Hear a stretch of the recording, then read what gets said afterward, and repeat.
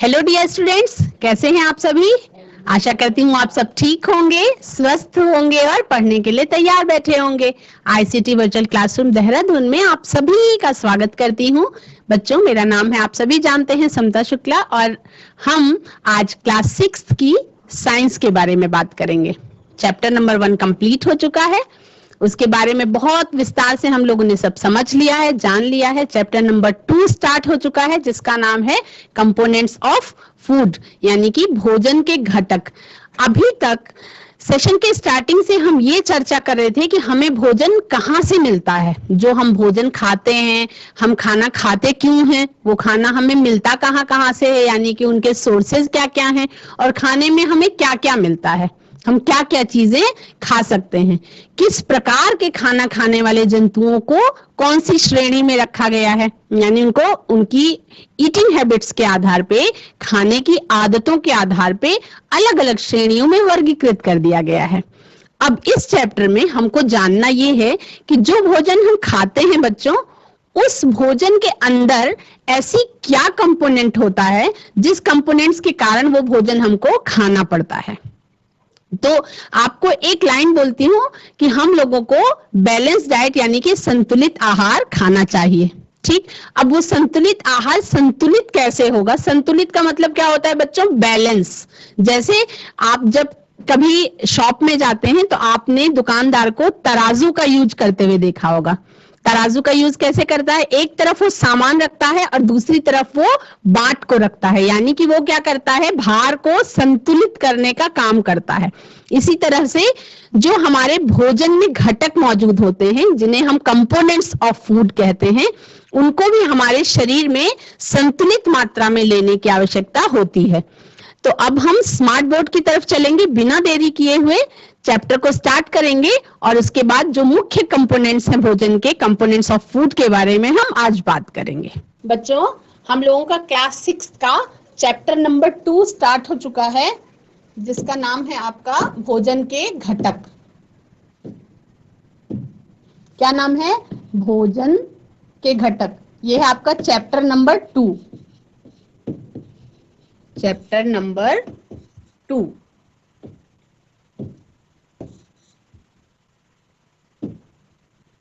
ठीक है, तो भोजन के घटक में बच्चों हम लोगों ने पढ़ लिया था कि अलग अलग राज्यों में कुछ सामान्य भोजन जो खाया जाता है वो कौन कौन सा है। हमने चर्चा करी थी कि हम लोग अलग अलग राज्यों में रहते हैं, तो अलग अलग राज्यों में यानी अलग अलग स्टेट्स में अलग अलग प्रकार का खान पान खाया जाता है। इसके बारे में बहुत विस्तार से हमने चर्चा की थी, और मैंने आपको ये बोला था कि एक लिस्ट आपको बनानी है कि आप अपने आसपास देखिए कि कितने अलग अलग राज्यों के लोग हैं, है ना, जो आपके लोकेलिटी में कोई नौकरी के कारण आया हुआ होता है, कोई आके बस जाता है। तो अलग अलग राज्यों के रहने वाले लोगों का जो खान पान होता है बच्चों, उस खान पान में क्या होता है? डिफरेंस होता है। अगर कोई दक्षिण भारत का व्यक्ति है जो यहाँ पे जॉब के लिए आया हुआ है, तो उसका खान पान सामान्यतः आपके खान पान से थोड़ा सा अलग ही होगा। कुछ रहते रहते आदमी का एक जैसा हो जाता है, लेकिन खान पान लगभग उनको वही चीज पसंद आएगी जो वो हमेशा खाते रहे हैं।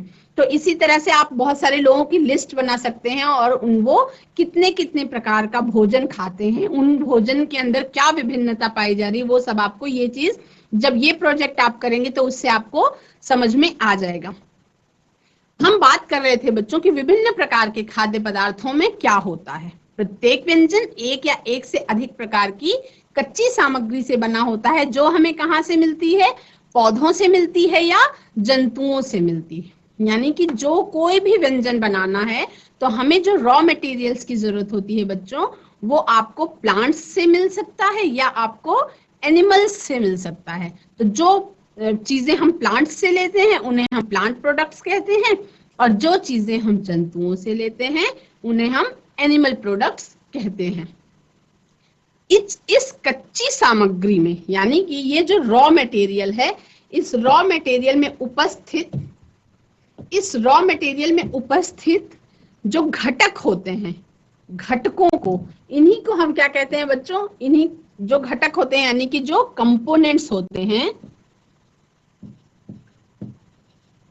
कंपोनेंट्स होते हैं, इन्हीं कंपोनेंट्स को हम क्या कहते हैं, पोषक तत्व या न्यूट्रिएंट्स कहते हैं। इन्हें हम क्या कहते हैं, पोषक तत्व या न्यूट्रिएंट्स कहते हैं। यानी कि हमारा कुछ भी खाने का मकसद केवल इतना होता है बच्चों कि हमारे शरीर को इन पोषक तत्वों की जरूरत होती है जो हम भोजन के रूप में ग्रहण करते हैं। इसीलिए आपके बड़े हमेशा ये कहते हैं कि अच्छा खाना खाओ, फ्रेश बना हुआ यानी कि ताजा खाना खाना चाहिए, जो बैलेंस हो, जिसके अंदर ये घटक जो होते हैं, कंपोनेंट्स ऑफ फूड जो हमारे शरीर के लिए जरूरी हैं, वो मौजूद होने चाहिए। तो पोषक तत्वों को ही हम इंग्लिश में क्या कहते हैं बच्चों, न्यूट्रिएंट्स कहते हैं। नेक्स्ट देखते हैं, हमारे भोजन में मुख्य पोषक तत्व यानी कि जो मेन न्यूट्रिएंट्स हैं वो कौन कौन से हैं। मेन न्यूट्रिएंट्स हैं, ये सारे हमारे भोजन में मौजूद होते हैं। जो भी हम, अगर हम कुछ भी भोजन खा रहे हैं, अलग अलग प्रकार का हम भोजन खाते हैं, आप सभी बच्चों को पता है कि हम भोजन अलग अलग प्रकार का खाते हैं, तो जो भी हम भोजन ग्रहण करते हैं उस भोजन में क्या होता है आपका, ये मुख्य पोषक तत्व पाए जाते हैं। पोषक तत्व कौन कौन से हैं, पहला नंबर है आपका कार्बोहाइड्रेट, दूसरा है आपका प्रोटीन, तीसरा है आपका वसा, चौथा है आपका विटामिन, पांचवा है खनिज लवण, छठा है आपका रोगशांस यानी कि फाइबर जिसे आप रफेज भी कहते हैं, और छठवां है आपका वाटर यानी कि जल। आप सभी को पता है कि सबसे ज्यादा हमारे शरीर को जो जरूरत होती है वो तो भाई होती है 70% of your body made up of water, यानी कि हमको सबसे ज्यादा पानी की जरूरत होती है। हमारे शरीर को सबसे ज्यादा बच्चों भूख देर में लगती है लेकिन प्यास बहुत जल्दी जल्दी लगती है। क्यों? क्योंकि हमारे शरीर में पानी की कमी बिल्कुल नहीं होनी चाहिए। पानी की कमी होने से हमारे शरीर में बहुत सारी परेशानियां होनी शुरू हो जाती हैं। तो सबसे ज्यादा हमारे शरीर को क्या चीज चाहिए होती है, जल की मात्रा चाहिए होती है। अब इसमें कुछ पोषक तत्व न्यूट्रिएंट्स हैं जो हमें थोड़ा ज्यादा मात्रा में चाहिए होते हैं, और वो पोषक तत्व हैं आपके कार्बोहाइड्रेट, प्रोटीन और फैट। ये तीनों हमारे शरीर में थोड़ा ज्यादा मात्रा में चाहिए होते हैं। तो इन्हें हम क्या कहते हैं बच्चों, इन्हें हम मैक्रोन्यूट्रिएंट्स कहते हैं, ठीक, जिनकी हमको थोड़ी सी ज्यादा जरूरत होती है। कार्बोहाइड्रेट्स क्या होते हैं, ऊर्जा देने वाले यानी कि एनर्जी गिविंग न्यूट्रिएंट्स होते हैं,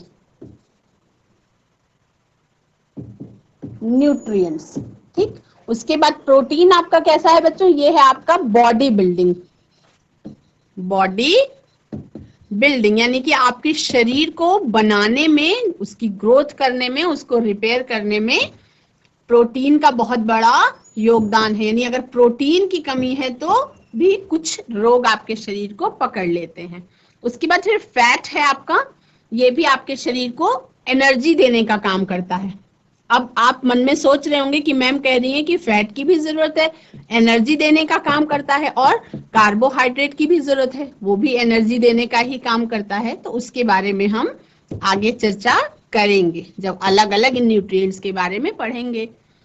विटामिन जो होता है बच्चों, ये आपका बहुत कम मात्रा में जरूरत होती है।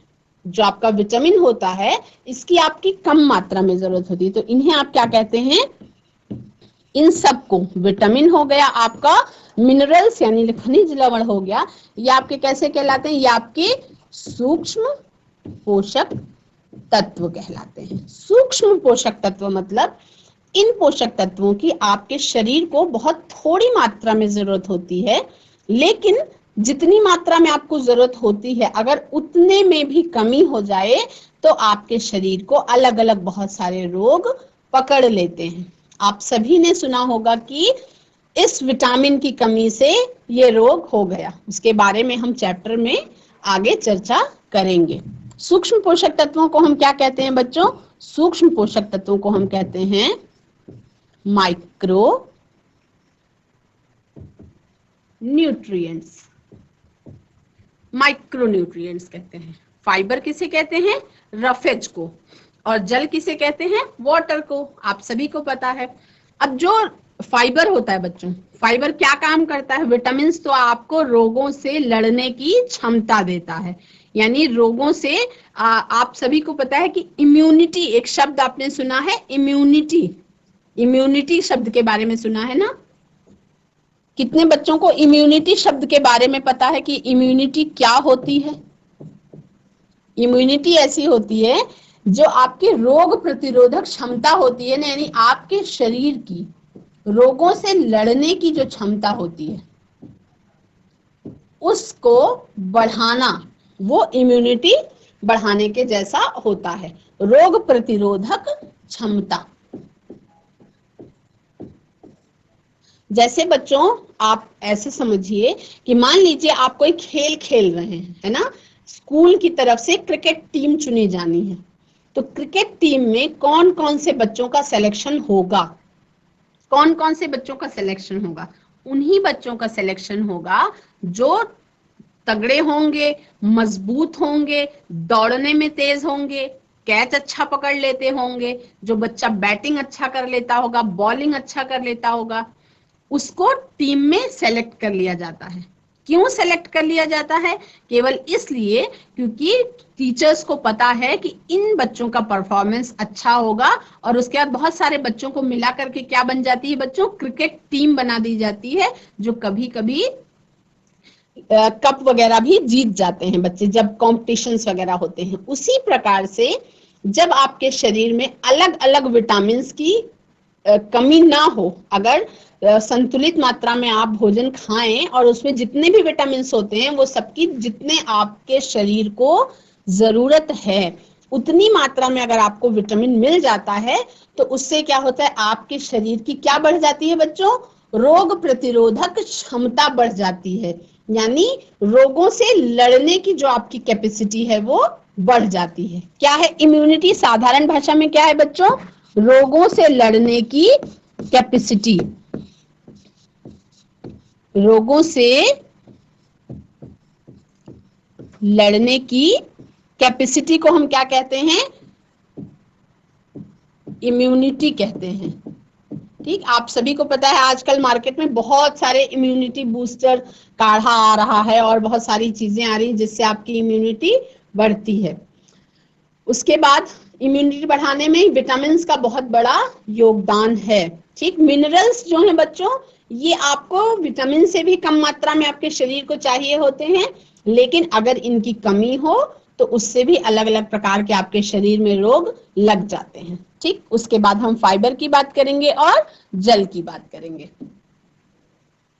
आता है आपका मेन कार्बोहाइड्रेट्स, जो आपका मुख्य न्यूट्रिएंट है, ये है आपका कार्बोहाइड्रेट। ये आपका मुख्य पोषक तत्वों में आता है। कार्बोहाइड्रेट जो है आपका, ये मुख्य पोषक तत्वों में आता है। पहले आप सभी को पोषक तत्वों के नाम याद करने हैं कि कितने प्रकार के पोषक तत्व आपके शरीर में जरूरत होती है।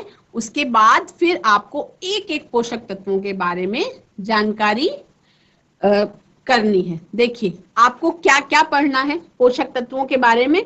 पोषक तत्व कौन कौन से हैं? ठीक, आपको कौन, जो भी विज्ञान की क्लास में बैठे हैं बच्चों, उनको सबको कोई भी टॉपिक आपके सामने आता है तो उसमें कौन, कहां से, क्यों, यानी कि WWW का आपको यूज करना पड़ता है। 3 W का यूज करिए। आप सोचिए कि कोई चीज क्यों हो रही है, कहाँ हो रही है, उसे कौन कर रहा है और कैसे कर रहा है। ये 3-4 चीजें जब आप करेंगे तब आपका विज्ञान पढ़ने का जो मकसद है बच्चों वो कंप्लीट हो जाएगा। हर चीज के पीछे का जो रीजन है आपका ना, जो आपका कारण है, अगर आप विज्ञान पढ़ रहे हैं तो उसके पीछे का क्या कारण है?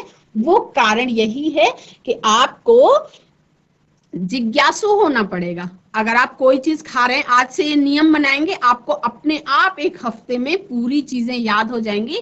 आप नियम बनाएंगे कि आप सुबह से लेकर के शाम तक जो भी चीजें खा रहे हैं उसको चाहे लिखेंगे, और ना लिखेंगे तो वैसे ही जिज्ञासु प्रवृत्ति के होंगे। आप पता करने की कोशिश करेंगे कि आपने जो जो चीज खाई उसमें कौन कौन से न्यूट्रिएंट मौजूद थे। ठीक है। बहुत सारे बच्चे बहुत सारा पिज्जा खाते हैं टाइम टू टाइम, वो मैगी खाते हैं और बहुत सारा जंक फूड खाते हैं, मोमोज खाते हैं, मैक्रोनी खाते हैं। लेकिन आपको अभी से ये आदत डालनी होगी कि आप जो कुछ भी खाते हैं, बच्चों जैसे आप कोई गंदी चीज, आप कोई कचरा नहीं खाते ना, आप खाना खाते हैं, तो कुछ खाना ऐसा होता है जो कैसा होता है आपका, रिच न्यूट्रिएंट फूड होता है। यानी कि देखो खाने की दो कैटेगरी होती है, एक तो आपका होता है रिच न्यूट्रिएंट फूड, यानी कि जिसमें पोषक तत्वों की मात्रा बहुत अच्छी होगी, और दूसरा क्या होता है, less nutrient food, less nutrient food. देखो कैटेगरी होती है भोजन की दो प्रकार की, सिंपल, केवल दो भागों में बांट दीजिए सारे भोजन को जो आप खाते हैं। एक तो आपका है रिच न्यूट्रिएंट फूड, जिसमें जो पोषक तत्व हैं उनकी मात्रा अच्छी होगी, जो आपके शरीर को फायदा पहुंचाते होंगे। और दूसरे होते हैं लेस न्यूट्रिएंट फूड, जो पोषक तत्वों की मात्रा जिन प्रकार के भोजन में कम होगी, या आप ये कह सकते हैं कि वो तुरंत नुकसान, तो अगर मैं ये बोलूं कि दो कैटेगरी होती है लाभदायक और हानिकारक, तो ये सही नहीं होगा, क्योंकि तुरंत कोई चीज लाभ भी नहीं पहुंचाती और तुरंत कोई चीज हानि भी नहीं पहुंचाती। लाभ और हानि, जो भोजन का शरीर पे हमारे इफेक्ट होता है, जो प्रभाव होता है, उसमें क्या होता है बच्चों, बहुत लंबे टाइम तक जब हम एक ही तरीके का खाना खाते रहते हैं, तब उसमें अगर फायदेमंद खाना है तो वो आपके शरीर को ताकत पहुंचाता है, आपके शरीर को रोगों से लड़ने की क्षमता बढ़ाता है, आपके शरीर को तंदुरुस्त और मजबूत बनाता है। और अगर हम लेस न्यूट्रिएंट फूड का खाना खाते रहते हैं, यानी कि जिसमें पोषक तत्वों की मात्रा कम होती है, उस तरीके का भोजन अगर खाते रहते हैं, जो कैसा होता है बच्चों, अधिकतर जो लेस न्यूट्रिएंट फूड होता है वो स्वाद में बहुत अच्छा होता है, वो बहुत ज्यादा अच्छा होता है स्वाद में। लेकिन कोई जरूरी नहीं कि जो चीज स्वाद में अच्छी हो वो आपकी सेहत के लिए भी अच्छी हो। मेरे कहने का मतलब ये नहीं है कि जो चीज स्वाद में अच्छी होती है वो सेहत के लिए अच्छी नहीं होती। बहुत सारी चीजें ऐसी हैं जो स्वादिष्ट भी होती हैं और सेहत के लिए अच्छी भी होती हैं, लेकिन जिनमें न्यूट्रिएंट कम होते हैं उसको इस तरह से पका दिया जाता है, इस तरह से बना दिया जाता है बच्चों कि वो स्वाद में अच्छे लगने लगते हैं। उसमें कुछ ऐसी चीजें डाल दी जाती हैं अलग से, उसको बिल्कुल अलग तरीके से तैयार कर देते हैं, तो ये लगता है कि अगर स्वाद में ये बहुत अच्छा है तो खाने में भी अच्छा होगा और वो ताकतवर भी होगा, लेकिन ताकतवर वो बहुत ज्यादा नहीं होता है, और लॉन्ग टर्म में क्या होता है, आपके शरीर पे, आपके स्वास्थ्य पे इसका बहुत प्रभाव पड़ता है। इसका एग्जाम्पल है आपका जैसे जंक फूड। आप सभी ने इस शब्द के बारे में सुना होगा, जंक फूड। जंक फूड क्या होता है बच्चों, क्यों नाम दिया गया जंक फूड का, है ना? देखो जंक, आप सभी अब आजकल सबकी ऑनलाइन क्लासेस चल रही हैं, तो आप सबको पता है कि मोबाइल में क्या होता है, जंक भर जाता है ना। जंक क्या होता है बच्चों, जंक का मतलब एक तरीके का वेस्ट। तो जंक क्या होता है, जंक फूड बहुत लेस न्यूट्रिएंट फूड की कैटेगरी में आता है, और जंक फूड में ज्यादातर ऐसे पदार्थ, रॉ मटेरियल यूज किए जाते हैं जो आपके शरीर को कोई फायदा नहीं पहुंचाते। फास्ट फूड मतलब ऐसा फूड जो बहुत तेजी से बन जाता है, जिसको पकाने में केवल 2 मिनट्स लगते हैं, जैसे आपका मैगी, चढ़ाया और तुरंत ही वो पक के तैयार हो गई। लेकिन क्या आपको पता है कि वो मैदे से बनी हुई होती है, तो और उसमें मसाले होते हैं, वो उसमें थोड़ा सब्जियां डाल के आप उसको थोड़ा सा पौष्टिक बना सकते हैं, पर प्लेन आपको मैदा आपके शरीर को क्या होता है, आपके शरीर में वो बहुत अच्छे से डाइजेस्ट नहीं हो पाता। तो थोड़ा बहुत खा सकते हैं आप, वंस इन अ वीक, आप हफ्ते में एक बार मैगी खा सकते हैं, संडे को आप मैगी डे बना सकते हैं। लेकिन अगर आप चाहें कि सुबह दोपहर शाम ब्रेकफास्ट लंच डिनर सब में आप मैगी ही खाएं, तो वो आपके शरीर के लिए क्या होगा, वही मैं बता रही हूँ कि लंबे टाइम तक अगर आप एक ही तरीके का भोजन खाते रहते हैं तो वो आपके शरीर के लिए नुकसानदायक होता है। रिच न्यूट्रिएंट फूड में आपका आता है बच्चों, जैसे आपकी हो गई दाल, दाल भी बहुत स्वादिष्ट तरीके से बनाई जा सकती है। ऐसा नहीं है कि दाल केवल बदस्वाद होती है। दाल है, आपका रोटी है, अलग अलग बहुत सारी सब्जियां हैं, फिर आपके सैलेड्स हैं, ये सब आपके रिच न्यूट्रिएंट फूड में आते हैं, मतलब जिनके अंदर न्यूट्रिएंट्स की मात्रा बहुत अधिक होती है और वो आपके शरीर के लिए पोषक तत्व जो हैं वो बहुत ज्यादा जरूरी होते हैं, बहुत ज्यादा फायदेमंद होते हैं। इस प्रकार के खाने को हम क्या कहते हैं बच्चों? रिच रिच न्यूट्रिएंट फूड, यानी पोषक तत्वों से भरपूर भोजन।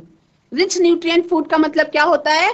पोषक तत्वों से भरपूर भोजन, पोषक तत्वों से भरपूर भोजन, ये क्या हो गया? आपका रिच न्यूट्रिएंट फूड हो गया। और जिन भोजन में आपके पोषक तत्वों की कमी होती है उसे हम क्या कहते हैं? लेस न्यूट्रिएंट फूड कहते हैं, जैसे कि आपका जंक फूड, फास्ट फूड। और इसमें इसको खाते समय बच्चों बहुत ज्यादा सावधानी की जरूरत होती है, क्योंकि ये कभी कभी क्या होता है कि आपने बासी खाने के बारे में सुना होगा, जो क्या होता है? आधा सड़ा हुआ खाना। उसको क्या करते हैं? फ्रेश आपको दिखाने के लिए फ्रेश तैयार करके और उसके बाद उसको आपको सुंदर सजा के परोस दिया जाता है, तो वो लगता है कि आपको बहुत ज्यादा टेस्टी होगा, लेकिन बच्चों केवल उसमें टेस्ट होता है, क्योंकि बार बार उसको जब भूनते हैं तो उसकी सारी न्यूट्रिएंट पावर जो है वो चली जाती है। उसमें आपको कुछ ऐसी चीजें दिखेंगी कि ये न्यूट्रिएंट वाली हैं, कुछ सब्जियां दिख सकती हैं आपको, कुछ और फ्रूट्स टाइप का दिख सकता है कि जो न्यूट्रिएंट वाला है, लेकिन उसको इतनी बार गरम वरम कर दिया जाता है कि उसका न्यूट्रिएंट पावर जो है वो खत्म हो चुका होता है। तो इस प्रकार के, अब सबसे अच्छा अगर आपके लिए एडवाइस है बच्चों तो वो ये है कि आपको हमेशा घर में बना हुआ भोजन खाना चाहिए, एकदम जिसको कहते हैं फ्रेश, ताजा। अगर आप ताजा बना के फास्ट फूड भी खाते हैं तो वो भी आपको नुकसान नहीं करेगा, यानी कि ताजा बना हुआ खाना ही आपको खाना चाहिए। ताजा बना हुआ भोजन स्वास्थ्य के लिए, यानी कि आपकी हेल्थ के लिए सबसे ज्यादा अच्छा होता है, स्वास्थ्य के लिए लाभदायक होता है, लाभदायक होता है। ताजा बना हुआ खाना का मतलब बच्चों आपका फ्रेश, फ्रेश का मतलब कि जो तुरंत पकाया गया हो। फ्रेश आप किसको कहते हैं? फ्रेश की कैटेगरी ये है कि जब आपका तुरंत भोजन बनाया गया हो, तो भोजन बनाने के 2-3 घंटे के अंदर अगर उसको आप खा लेते हैं तो वो आपका फ्रेश फूड की कैटेगरी में आता है। और इस फ्रेश फूड में जो न्यूट्रिएंट्स होते हैं वो आपके अच्छी मात्रा में मौजूद होते हैं। और आप दाल रोटी की भी बात करें बच्चों, तो ये भी अगर आपने सुबह बनाई और अगली सुबह आप खा रहे हैं तो आपको उसमें स्मेल फील होगी, वो ताजा खाना क्या हो जाता है? बासी हो जाता है, और उसके उसके अंदर बहुत सारे बैक्टीरिया हो जाते हैं जो उस खाने को सड़ाने लग जाते हैं। तो अगर बैक्टीरिया का वो भोजन बनने लग गया तब फिर वो आपके खाने के लायक नहीं होता है। ठीक, हमने 2 तरीके के भोजन की बात करी, ये अच्छा होता है। अब हम बात करेंगे कार्बोहाइड्रेट्स के बारे में, जो है आपका मुख्य पोषक तत्व। कार्बोहाइड्रेट्स के बारे में बात करेंगे, जो है आपका मुख्य पोषक तत्व, यानी कि आपका ये मेन पोषक तत्व है जो आपके शरीर को जरूरत होती है। क्या लिखा है? कार्बोहाइड्रेट्स प्रोवाइड अस एनर्जी, यानी कि कार्बोहाइड्रेट्स हमें क्या देते हैं? ऊर्जा प्रदान करते हैं। कार्बोहाइड्रेट्स हमें ऊर्जा प्रदान करते हैं, प्रदान करते हैं। ठीक, अब आपको पहला क्वेश्चन ये है आपके लिए, हर जब भी कुछ आप पढ़ रहे हो तो आपको सवाल सोचने चाहिए कि आप इसमें और क्या पूछ सकते हैं, और क्या पूछ सकते हैं। तो आपको ये सोचना चाहिए कि कार्बोहाइड्रेट्स हमें ऊर्जा तो प्रदान करते हैं, लेकिन क्या ऐसा खाया जाए जिससे हमें कार्बोहाइड्रेट मिल जाए और हमारे मुख्य पोषक तत्व की हमारे शरीर में कोई कमी ना होने पाए। तो कार्बोहाइड्रेट हमें ज्यादातर बहुत सारी चीजों में मिल सकते हैं, यानी कार्बोहाइड्रेट के सोर्सेज हमारे पास बहुत ज्यादा हैं बच्चों। कार्बोहाइड्रेट्स क्या करते हैं, हमें ऊर्जा प्रदान करते हैं, लेकिन ये हमारे भोजन में किस रूप में मौजूद होते हैं? कार्बोहाइड्रेट्स हमारे भोजन में मौजूद होते हैं मंड या स्टार्च के रूप में या ग्लूकोज के रूप में। कार्बोहाइड्रेट्स जो हैं वो हमारे भोजन में किस रूप में मौजूद होते हैं? मंड यानी कि स्टार्च, स्टार्च के रूप में मौजूद होते हैं। और स्वाद में इनके कुछ मिठास होती है। ग्लूकोज के रूप में भी आपके शरीर में कार्बोहाइड्रेट्स की जरूरत होती है। तो कार्बोहाइड्रेट्स जो है वो ग्लूकोज के रूप में भी आपके खाने के भोजन में मौजूद होते हैं। और कार्बोहाइड्रेट्स के अंदर जो स्टार्च होता है उसका हम एक प्रयोग भी करके देखेंगे कुछ आगे की कक्षाओं में बच्चों की, आप कैसे पता कर सकते हैं कि किस प्रकार के भोजन में आपका कार्बोहाइड्रेट मौजूद है, और वो कार्बोहाइड्रेट जो होता है वो किस रूप में होता है? मंड या स्टार्च के रूप में आपके भोजन में प्रेजेंट होता है। तो कार्बोहाइड्रेट आपको क्या देता है? ऊर्जा प्रदान करने का काम करते हैं कार्बोहाइड्रेट। कार्बोहाइड्रेट क्या करते हैं बच्चों? ऊर्जा प्रदान करने का काम करते हैं। ठीक, अब मानव शरीर में पहुंचकर कार्बोहाइड्रेट क्या करते हैं? मुख्य रूप से हमें ऊर्जा देते हैं। ठीक, अभी मैंने आपको बताया था कि फैट्स जो हैं वो भी एनर्जी गिविंग प्रोडक्ट्स होते हैं, लेकिन जो कार्बोहाइड्रेट आपको एनर्जी देता है बच्चों वो लंबे टाइम तक रहती है और तुरंत नहीं मिलती।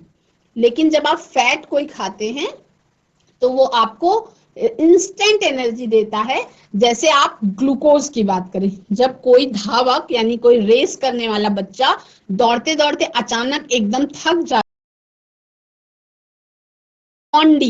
ग्लूकॉन डी घोल के देते हैं। क्यों? क्योंकि वो डायरेक्ट ग्लूकोज होता है और आपके शरीर को इंस्टेंट एनर्जी दे देता है। तो यानी कि कार्बोहाइड्रेट का जब हम खाते हैं, हमारे मुंह में इसका डाइजेशन जब स्टार्ट होता है तो कार्बोहाइड्रेट का क्या होता है बच्चों? ब्रेक डाउन हो जाता है। यानी कि जितने भी हमारे मुख्य पोषक तत्व हैं ये कॉम्प्लेक्स फॉर्म में हमारे भोजन में पाए जाते हैं। कॉम्प्लेक्स फॉर्म में ये आपके भोजन में पाए जाते हैं। जो भी पोषक तत्व हैं कॉम्प्लेक्स फॉर्म में प्रेजेंट हैं, और आपके शरीर को क्या करना है? उसको सिंपल फॉर्म में कन्वर्ट करना होता है जिससे आपका वो फायदा करे आपके शरीर को। तो कॉम्प्लेक्स फॉर्म में जो होते हैं पोषक तत्व उन्हें हम क्या करते हैं बच्चों? अपने पाचन के द्वारा, यानी हम जो डाइजेशन सिस्टम जो हमारा होता है, डाइजेस्टिव सिस्टम, उससे जब हम खाने को पचाते हैं तो कॉम्प्लेक्स फूड को किस में कन्वर्ट कर देता है बच्चों? कॉम्प्लेक्स फूड को ये कन्वर्ट कर देता है सिंपल फूड में। कॉम्प्लेक्स फूड जो है वो सिंपल फूड में कन्वर्ट हो जाता है। ठीक, अब जब सिंपल फूड में ये कन्वर्ट हो जाता है तभी ये आपके शरीर को फायदा पहुंचा पाता है। अब स्क्रीन पे आप सभी बच्चे देख रहे हैं कि कार्बोहाइड्रेट्स के कौन कौन से स्रोत हैं। कार्बोहाइड्रेट हमें कहां कहां से मिल सकता है? पहले हम देखेंगे, ये आपका दिख रहा है ब्रेड, यानी अलग अलग अनाजों से बनी हुई जो ब्रेड मिलती है, जिसमें आपका आटा हो गया, ब्राउन ब्रेड आती है, गार्लिक ब्रेड आती है। तो जो भी ब्रेड होती है जिसमें भी आपका व्हीट का यूज किया गया है और अलग अलग तरीके के अनाजों का यूज किया जाता है, तो उसमें आपको कार्बोहाइड्रेट बहुत अच्छी मात्रा में मिलता है। ठीक, कार्बोहाइड्रेट और आपको किस चीज में मिलता है बच्चों? स्वीट पोटैटो, जिसे हम क्या कहते हैं? शकरकंद कहते हैं। स्वीट पोटैटो जिसे हम क्या कहते हैं? शकरकंदी कहते हैं। इसको हम शकरकंद, क्योंकि स्वाद में ये बहुत ज्यादा मीठा होता है तो इसलिए शकरकंद कहते हैं इसे। उसके बाद आपका हो गया आलू, यानी कि पोटैटो। आलू जिसे आप क्या कहते हैं बच्चों? Potato, POTATO, potato. आलू में भी क्या होता है आपका? कार्बोहाइड्रेट स्टार्च के रूप में मौजूद होता है। कार्बोहाइड्रेट कार्बोहाइड्रेट के रूप में होने के बजाय स्टार्च के रूप में यानी थोड़ा सा सिंपलेस्ट फॉर्म में होता है, और आप जब उसको खाते हैं तो वो और ज्यादा सिंपलेस्ट फॉर्म में यानी कि ग्लूकोज के रूप में टूट जाता है आपके मुंह में ही। ठीक है, उसके बाद कार्बोहाइड्रेट्स आपको कहां कहां से मिल सकते हैं? आपके शरीर को जो भी काम करना है, आपके शरीर को, अगर आप जैसे पढ़ रहे हैं बैठ के अभी, ठीक, मैम आपको पढ़ा रही हैं, आप लिख रहे हैं, नोट कर रहे हैं, तो उसमें क्या चाहिए आपको बच्चों? एनर्जी की जरूरत होती है, और एनर्जी आपको कहाँ से मिलती है? खाना खाने से मिलती है। तो कार्बोहाइड्रेट युक्त भोजन का आपके डाइट में यानी आपके डेली के भोजन में होना बहुत ज्यादा जरूरी है। अगर कार्बोहाइड्रेट आपके भोजन में अच्छी मात्रा में नहीं होगा तो उससे आपको क्या चीज की कमी हो जाएगी बच्चों? सबसे ज्यादा जरूरी आपका जीवन चलाने के लिए जो चीज है वो है एनर्जी, और इसी एनर्जी की आपको हो जाएगी कमी। यानी कि अगर आपको सुबह उठना है, फिर आप नहाते हैं, अपना डेली तैयार होते हैं, फिर आप पढ़ने के लिए बैठते हैं, तो पढ़ने में क्या चाहिए आपको? एनर्जी चाहिए। फिर आप क्या करते हैं?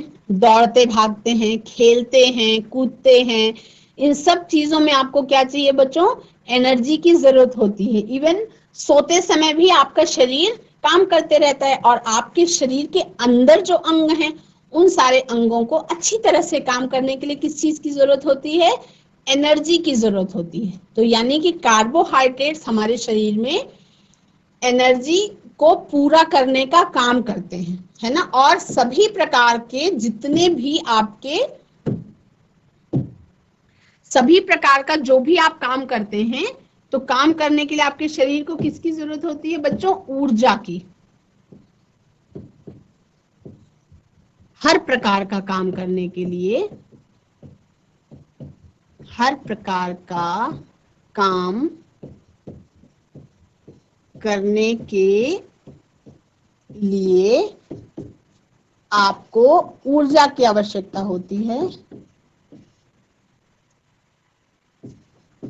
ऊर्जा की आवश्यकता होती है, ऊर्जा की आवश्यकता होती है। और वो हमें कहां से मिलती है बच्चों? वो सारी ऊर्जा आपको मिलती है कार्बोहाइड्रेट युक्त भोजन से। तो इसलिए आपके शरीर में जो कार्बोहाइड्रेट की कमी है उसको पूरा करने के लिए आपको कुछ इन प्रकार के खाद्य पदार्थों का अपने भोजन में शामिल करना आवश्यक है। अगर आप इन तरीके के खाद्य पदार्थों को शामिल करते हैं अपने भोजन में, तो आपको कभी भी किसकी कमी नहीं होगी? ऊर्जा की, यानी कि एनर्जी की कमी नहीं होगी। अब हम बात करते हैं कि आपको कार्बोहाइड्रेट्स कहां कहां से मिल सकते हैं। ठीक, कुछ फल भी हैं जिनसे आपको कार्बोहाइड्रेट मिल सकते हैं, कुछ अनाज है जिनसे आपको कार्बोहाइड्रेट मिल सकते हैं, कुछ सब्जियां हैं जिनमें आपको कार्बोहाइड्रेट अच्छी मात्रा में मिल सकता है। तो हम बात करेंगे और लिस्ट बनाएंगे कि सोर्सेज ऑफ कार्बोहाइड्रेट कौन कौन से हैं। ठीक, एक तो आपका स्वीट पोटैटो यानी शकरकंद में मिलता है कार्बोहाइड्रेट अच्छी मात्रा में। शकरकंद, इसको किस तरह से आप खा सकते हैं? शकरकंद को धो करके, साफ करके, इसको बॉयल करके आप खा सकते हैं, और बॉयल करने के बाद आप इसमें छौंक लगा करके भी खा सकते हैं बच्चों। इसको आप मिल्क में मैश करके स्मूदी बना के भी खा सकते हैं, इसका मिल्क शेक के रूप में भी खा सकते हैं। तरीके आपके मम्मा को बहुत सारे आते होंगे, बस केवल आप एक बार तैयार होइए खाने के लिए। पोटैटो यानी कि आलू, आलू सब बच्चों को बहुत ज्यादा पसंद होता है। आलू भी अलग अलग तरीके से आप खा सकते हैं।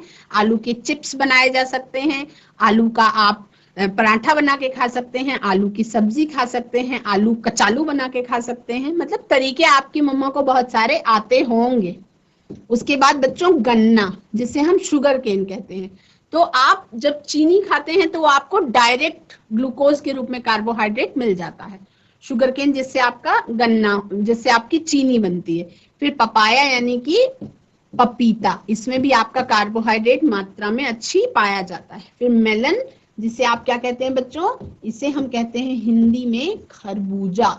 ये जो फल होता है बड़ा सा, गोल सा फल होता है, अंदर लाइट येलो कलर का होता है या ऑरेंजिश कलर का होता है, और इसमें भी आपको कार्बोहाइड्रेट अच्छी मात्रा में मिलता है।